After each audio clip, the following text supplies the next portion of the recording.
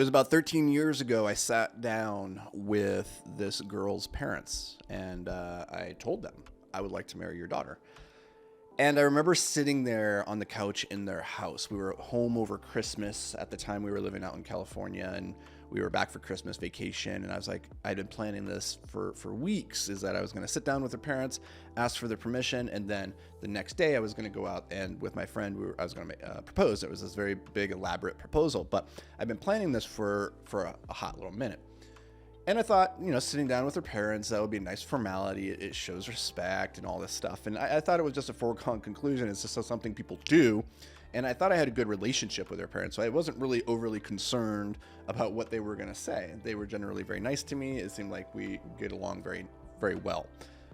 Well, all that's to say, I sit there one night with them in their living room, and her mom just looks at me dead in the eyes, and she says, "What are you going to do to provide for our daughter?" And she said it almost like an accusation. What are you gonna do? It wasn't like, tell me your plan, show me your business model, or anything like that. It wasn't like, I believe in you. What's your, tell me. This wasn't a softball pitch for me to knock out of the park and tell her all the ways that I was going to, make something of myself. Because at this point in my life, I was just a dirtbag rock climber, really.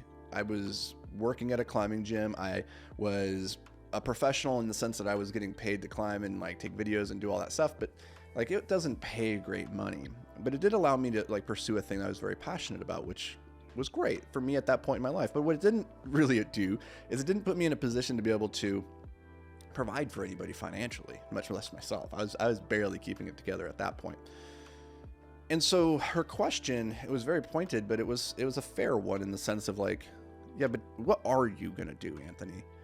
And it was the first time that I felt society's weight, the weight of society's expectations upon me, saying you need to be a provider, you need to be a meaningful contributor to, society. And I had been Peter Panning for so many years, rebuking society's pressures. Ever since I'd gotten out of college, I said, I don't want to play the games that society tells me I need to play anymore. I'm going to do my own thing. And this was the first time I was like, okay, well, here's the consequences. The price of going and doing your own thing is that people will look at you, they will judge you, and they'll say you are not worthy. And I felt very not worthy coming off of that conversation. All that's to say is I got their permission as I left there that night. But her question really stuck with me. And it put a chip on my shoulder. And it made me want, for the very first time in my life, to prove people wrong and show them that I could win the money game. I had just never really been trying. I'd never been playing it for real before that. Or at least this is what I've been telling myself, right? And often we tell ourselves, oh, I could win that game. I just choose not to play it. There's so many games like this in life. Money is one of those for most of us. I had been playing it in that way for so many years, just telling myself, I don't want to be rich. It doesn't matter to me. That was the first time where I was finally like, you know what? I do. I want to have money so I can push it into somebody's face, right?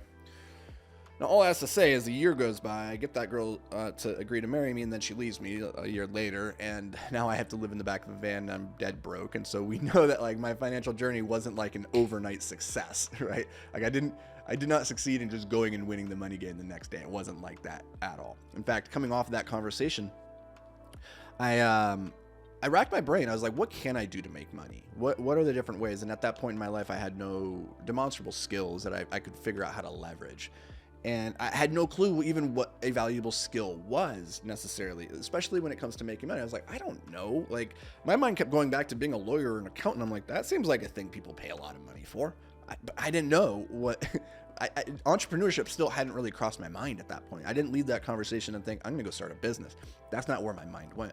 My mind went, okay, who do I know that makes a lot of money? And at that point in my life, I was a very avid reader. I read a ton of science fiction and fantasy, and the first people, no shit, that came to my mind was Stephen King and J.K. Rowling.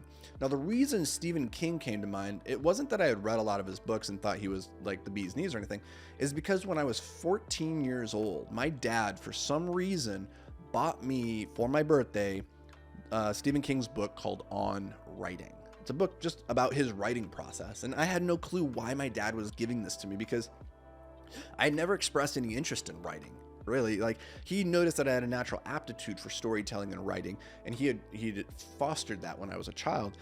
But it wasn't something that I had, taken the onus of imperative upon myself to go and pursue. I wasn't passionate about it. It wasn't something that I'd ever been interested in. It was just a skill that somebody else had said I had, and he was trying to help cultivate it.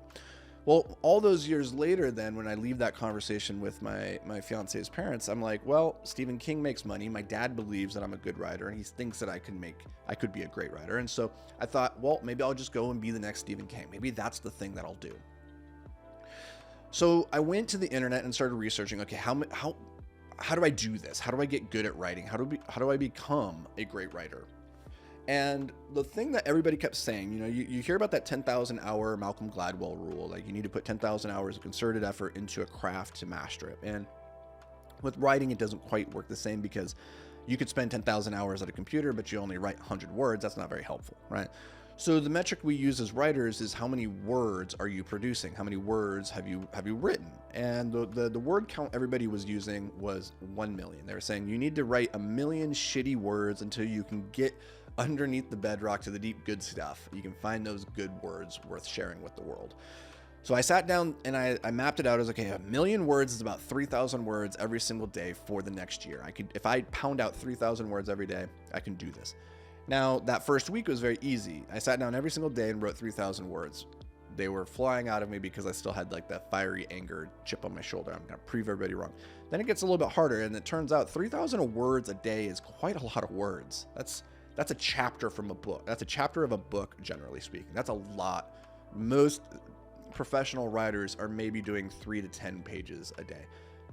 That's around 1,000, maybe 1,500 words for a professional full-time author. So doing 3,000 a day, that was a lot of writing. But all that's to say, fast forward a year and a half later, my fiance has left me. I've been in the van for a couple months now. We're just starting the window washing business, and it's around this time that my very first book is published.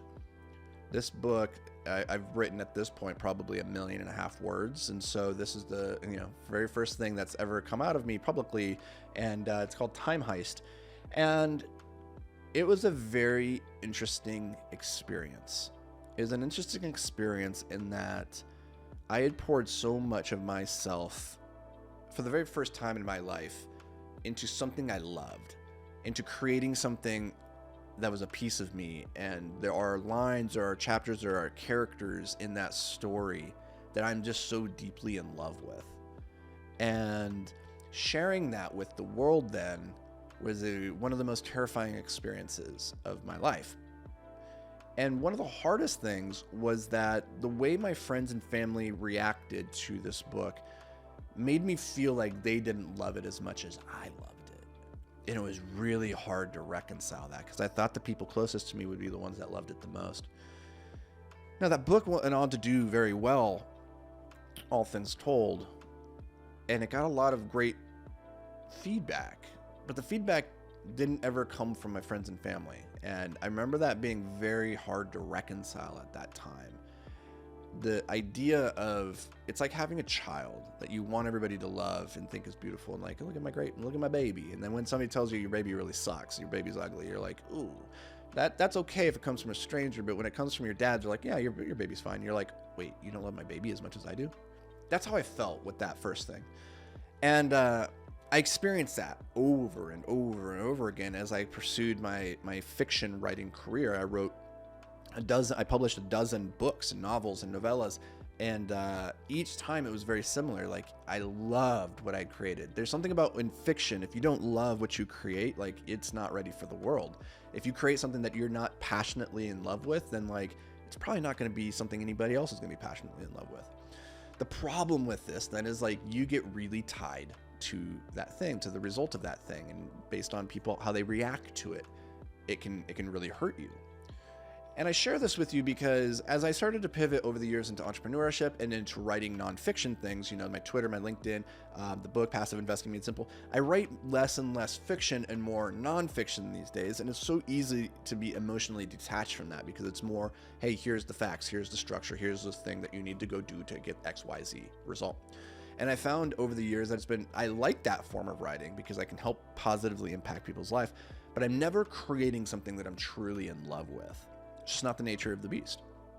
Until last week, I decided I was going to write something a little bit different. It was in the nonfiction vein, but I was also going to bring a little bit of my fiction background to it and write it in a way that was more, it's a little bit different. And it's going out in the newsletter here today, but it went out on Twitter and LinkedIn and Facebook last week. And it was the first time that I published something in a very, very long time where I read it. I've read it 10, 15, 20 times, not just to try and edit it, but because I just genuinely enjoy reading it. It's the very first time I've had that in a really long time. And I shared it with the world, and it like true form, like it didn't perform nearly as well as the other things that I've written recently. And that made me feel bad. It made me feel like, oh, my baby, nobody loves my baby as much as I do. And the reason I share all this with you is because this is a very real thing that you as a creator will have to wrestle with at different points in your journey, whether you're an entrepreneur or if you are a creative, like a fiction writer or an artist or graphic designer, is that you will love your babies more than anybody else will love you. And you have to reconcile the fact that that doesn't necessarily mean it's a bad baby. Like if nobody else loves it, that's okay. It doesn't mean it was a bad baby. If you love it, that can be enough justification for it to exist in the first place. And that's something that I had to wrestle with last week, where I was like, man, I kind of bummed out that this didn't like go viral and that people didn't love it as much as I love it. And that's just part of the process. And so I share this so that you're not alone, that we all go through this. And hopefully that gives you a little bit of strength to continue on, keep persevering, because the only thing you control is what you do next. So get to it, go create something amazing, and share it with the world regardless of what they think. I'll see you in the next episode.